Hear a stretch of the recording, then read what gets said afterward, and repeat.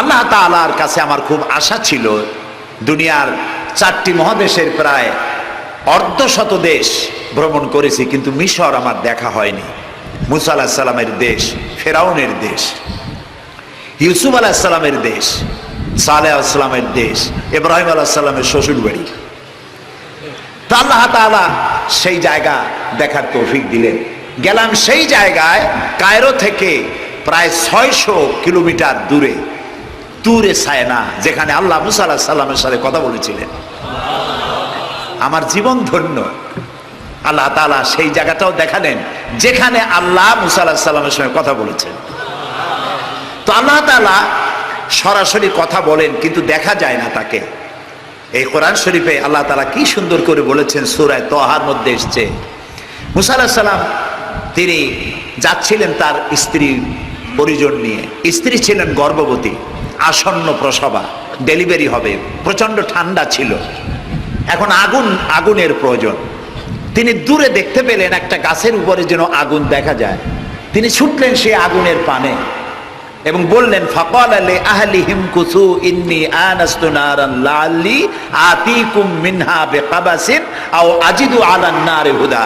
তোমরা এখানে অপেক্ষা করো, আমি তো এই আগুনের মতো কি একটা দেখতেছি, আমি ওখানে যাই, হয়তো আগুন আনতে পারবো, অথবা কোনো একটা রাস্তা একটা কিছু পেয়ে যাবো। ফালাম্মা আতাহা নুদিয়া ইয়া মূসা ইন্নী আনা রাব্বুক ফাখলা নালাইক ইন্নাকা বিল ওয়াদিল মুকাদ্দাসি তুয়া। ও মূসা, যেটারে আগুন মনে করছো, এটা আগুন না, এটা আমি তোমার রব।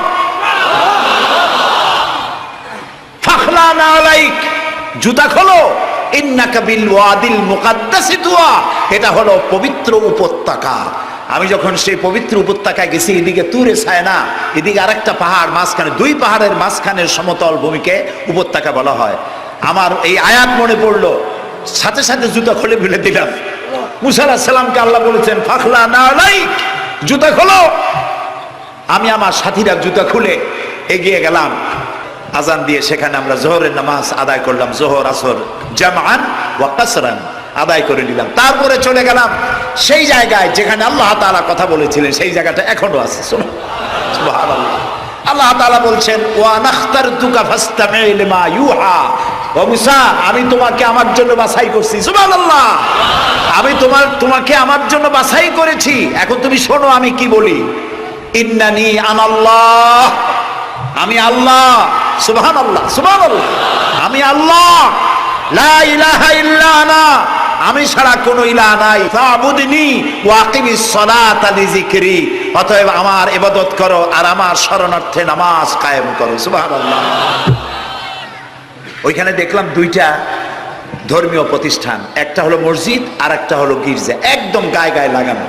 দুনিয়ার ইহুদি, খ্রিস্টান আর মুসলমানেরা এক জায়গায় নামাজ পড়তেছে আর যার যার মতো ইবাদত করতেছে, কোনো ঝগড়া নাই। ইহুদিরাও যাচ্ছে আর খ্রিস্টানেরও যাচ্ছে, মুসলমানেরও যাচ্ছে।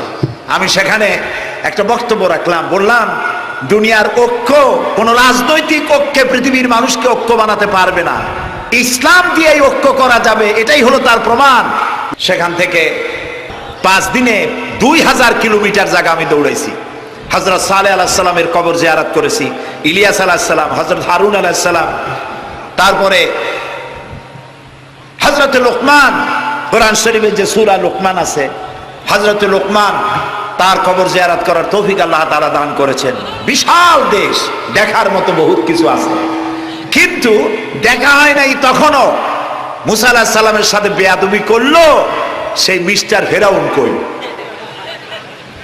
তারপরে চলে গেলাম মিউজিয়ামে, পিরামিড দেখলাম, নীল নদ দেখলাম, আল্লাহ দেখাইলেন। তারা বলেছেন, আমার জমিন ভ্রমণ করো আর মহাসত্যের অস্বীকারীদের কি পরিণতি করেছি তা দেখো আর তার দ্বারা শিক্ষা গ্রহণ করো। কাজে আল্লাহ দেখতে কইছে, শয়তান দেখা দরকার। ভিতরে ঢুকে দেখলাম গ্লাসের বক্স, সেখানে মিস্টার ফেরাউন চিতই শুয়ে আছে।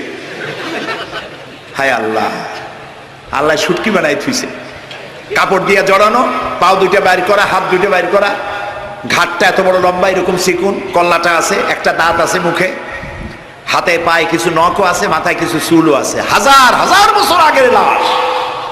মুসা আলাইহিস সালামকে যখন তালায় নিয়ে গেল লোহিত সাগরের কেরানায় মুসা আলাইহিস সালাম বসেছিলেন তার উম্মতদের নিয়ে। ফেরাউন 3 দিক থেকে আক্রমণ করলো। এই কোরআন বর্ণনা, এটা কি কোরআন? আল্লাহ তাআলা বলছেন, ও নবী, তুমি তো তখন সেখানে উপস্থিত ছিলে না যখন ফেরাউন তার দলবল নিয়ে মুসা আলাইহিস সালামকে তাড়া করেছিল সেই তুরে সায়নায়, তুমি উপস্থিত ছিলে না। আমি ওহী দিয়া, কোরআন দিয়া তোমাকে ইতিহাস জানাইছি। সুবহানাল্লাহ। সেই লোহিত সাগরের পারে গেলাম যেখানে তাকে ঘিরে ফেলানো হয়েছিল। মুসা আলাইহিস সালাম এবং তার সাথীরা বললেন, ইয়া মুসা ইন্না লামুদরাকুন, হে মুসা, আমরা তো পাকড়া হয়ে গেলাম, সারাশি আক্রমণ করা হয়েছে, আমাদেরকে পালাবার কোনো জায়গা নাই। মুসা আলাইহিস সালাম আল্লাহর পয়গম্বর। কার নবী? আল্লাহর পয়গম্বর। মুসা আলাইহিস সালাম বললেন, কাল্লা রব্বি সায়াহদিন, ভয় পাইও না, অবশ্যই আল্লাহ তাআলা আমাদেরকে পথ বের করে দেবেন। 3 দিকে কি শত্রু, 3 দিকে কি, আর একদিকে কি আল্লাহ তাআলা খুশি হয়ে গেলেন। সুবহানাল্লাহ। আল্লাহ এটাই চান, আল্লাহ এটাই চান। আল্লাহ তাআলা সমুদ্রকে ভাগ করে দিলেন। সুবহানাল্লাহ। সমুদ্র ভাগ হয়ে গেল। এগুলি গল্প কি? কোরআন। কোরআন। সাগর ফেটে গেল। মুসা আলাইহিস সালাম আর তার দলবল নিয়ে সাগরের মাঝখানে চলে গেছেন। ফেরাউন তার দলবল নিয়ে এসে দেখে, বাহ, এ তো ভালোই, রয়্যাল বোট। ও মনে করছে ওর বাজানের তৈরি করার রাস্তা। ওর সমস্ত সেনাবাহিনী নিয়ে নেমে পড়েছে। যেই না সাগরের মাঝখানে আসছে, মুসা আলাইহিস সালাম তার দলবল নিয়ে ওপার চলে গেছেন। আল্লাহ হুকুম করলেন, সুবহানাল্লাহ বলবেন না? দেখেন না, এই কোরআন শরীফে আল্লাহ তাআলা জিজ্ঞেস করলেন, ওমা তিলকা বিয়ামিনিকা ইয়া মুসা, মুসা, তোমার ডান হাতে ওটা কি? তো জবাব তো একটাই ছিল, হিয়া আসাই, এটা একটা লাঠি। কিন্তু তিনি তা বললেন না, তিনি বললেন, হিয়া আসাই আতাওয়াক্কাউ আলাইহা ওয়া হুশু বিহা ওয়া আলা গানামি ওয়ালিয়া ফিহা মাআরিবু উখরা। এটা একটা লাঠি, এটা দিয়ে ভর করি আমি চলি, এটা দিয়ে উট ভেড়া তাড়াই, আরো অনেক কাম এইগুলি করি। এতগুলি কথা তো আল্লাহ জিজ্ঞেস করছিলেন না। আল্লাহ বলছেন, ওটা কি বললে সারলো লাঠি? এই লম্বা করলেন কেন এত কথা? লম্বা করছেন এই কারণে, মুসা আলাইহিস সালাম কথা বলছেন তার রবের সাথে। হঠাৎ করে এই প্রশ্নটা করে লাঠি বললাম, আর আল্লাহ যদি কথাটা কাট করে দেয় তাহলে তো কথা লম্বা হইল না। আল্লাহর সাথে বেশি লম্বা কথা যেন বলতে পারি, সেই জন্য তিনি লম্বা বানায় দিলেন তার জবাব। সুবহানাল্লাহ। মুসা আলাইহিস সালাম বলছেন, রব্বি আরিনি, আল্লাহ কয় লান তারানি, দেখতে পারবে না। তিনি আবারও কয়, আল্লাহ আমি তোমারে দেখতে চাই। আল্লাহ তাআলা বললেন, তাহলে একটা ইন্টারভিউ দাও, পারবা কিনা? আল্লাহ তাআলা তার 70,000 নূরের পর্দার ভেতর থেকে নূরের তাজাল্লি নিক্ষেপ করলেন পাহাড়ের উপরে। খাররা মুসা সায়কা, মুসা আলাইহিস সালাম শুধু এক পলক সেই নূরের ঝলক চোখে লাগলো, সহ্য করতে পারেন না, আল্লাহু আকবার বলে চিৎকার মেরে বেহুশ হয়ে পড়ে গিয়েছে। আল্লাহ তাআলাকে দেখা যাবে না, এই চর্মচক্ষু দিয়ে দেখা যাবে না। লা তুদরিকুহুল আবসার, কোন দৃষ্টি শক্তি তার দৃষ্টির সীমানার ভেতরে আল্লাহকে পরিব্যাপ্ত করতে পারবে না। তবে আল্লাহ তাআলা এক সময় দেখা দেবেন। জান্নাতীদেরকে আল্লাহ তাআলা জিজ্ঞেস করবেন, ও আমার জান্নাতীরা, বেহেশতবাসীরা, দুনিয়া যেসব ওয়াদা করছিলাম এইসব কাম করলে জান্নাত পাইবা, তোমরা টাটকা টাটকা সুখগুলা বাদ দিয়া, আমারে না দেখা, আমার দোজক না দেখা, জান্নাত না দেখা তাহাজ্জুদ করছিলা, দিন কায়েমের জন্য কষ্ট করছিলা, জেল খাটছো, জরিমানা দিয়েছো, ফাঁসির মঞ্চে চড়েছো, কিচ্ছু পরোয়া করো নাই, আমারে না দেখা তোমরা আমারে ভালোবাসছো, তো জান্নাতের যেসব ওয়াদা করছিলাম পাইছো? জান্নাতীরা বলবে, না আয় আল্লাহ পাইছি। আল্লাহ তাআলা বলবেন, ওয়ালাদাইনা মাজিদ, আমার কাছে আরো আছে। সুবহানাল্লাহ, সুবহানাল্লাহ, আরো আছে। বেহেশতীরা চিন্তা করবে, এক থেকে আর আছে কি? আল্লাহর নবী বলবেন, আয় আল্লাহ রাব্বুল আলামিন, জান্নাতবাসী আমার উম্মতেরা বুঝতে পারে নাই তোমার কাছে বেশি কি আছে, তারা বুঝতে পারে নাই।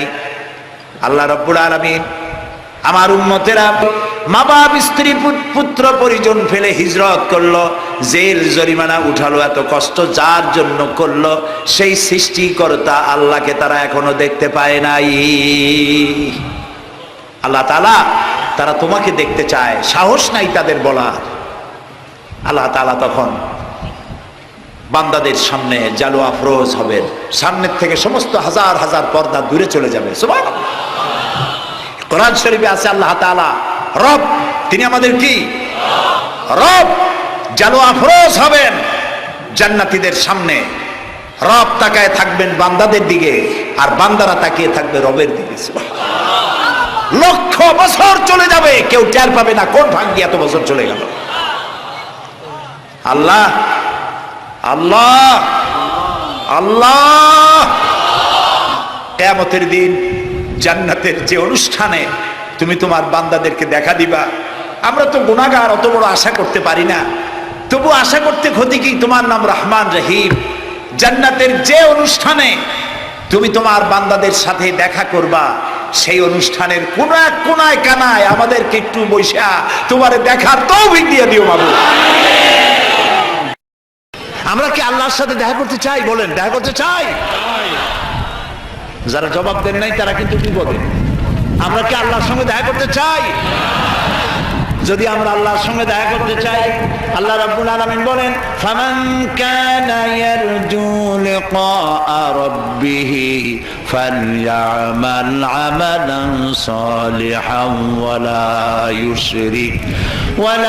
ইউশরিক বিইবাদাতি রাব্বিহি আহাদা। ফামান কানা ইয়ারজু লিকা রাব্বিহি, তোমাদের মধ্যে যে কেউ আল্লাহর সঙ্গে, রবের সঙ্গে যদি কেউ দেখা করতে চায়, দুইটা কাজ করতে হবে। কয়টা কাজ? ফালইআমাল আমালান সালিহা, সেজন্য ভালো কাজ করে, উত্তম কাজ করে, ভালো কাজ। ভালো কাজ কারে কয়? ভালো কাজ করার জন্য দুইটা শর্ত। ভালো কাজ করার জন্য কয়টা শর্ত? আমলে সালেহ, নেক কাজের জন্য দুইটা শর্ত মুখস্থ করুন। এক নম্বর শর্ত হচ্ছে কাজটি হতে হবে আল্লাহকে খুশি করার জন্যে। দুই নম্বরে কাজটি হতে হবে সুন্নতে নববী সাল্লাল্লাহু আলাইহি ওয়াসাল্লামের উপরে। দাড়ি রাখবো কারে খুশি করার জন্য? আল্লাহরে খুশি করার জন্য। রাখবো কার মতো? রবীন্দ্রনাথের মতো, কার্ল মার্কসের মতো, ম্যাক্সিম গর্কির মতো? কার মতো? রাসূলুল্লাহর মতো। বাস, আর দৃষ্টান্ত দিতে চাই না। আশা করি বুঝে আসছে কিনা? তাহলে আল্লাহ তাআলা বলছেন যে যদি তোমরা তোমার রবের সাথে দেখা করতে চাও, কয়টা কাজ করতে হবে? দুইটা। একটা কাজ হলো ভালো কাজ করো, নেক আমল করো। আর দুই নম্বরে হচ্ছে ওয়ালা ইউশরিক বিইবাদাতি রাব্বিহি আহাদা, আল্লাহর ইবাদতের সাথে কাউকে শরীক স্থাপন করো না। তাহলে আল্লাহ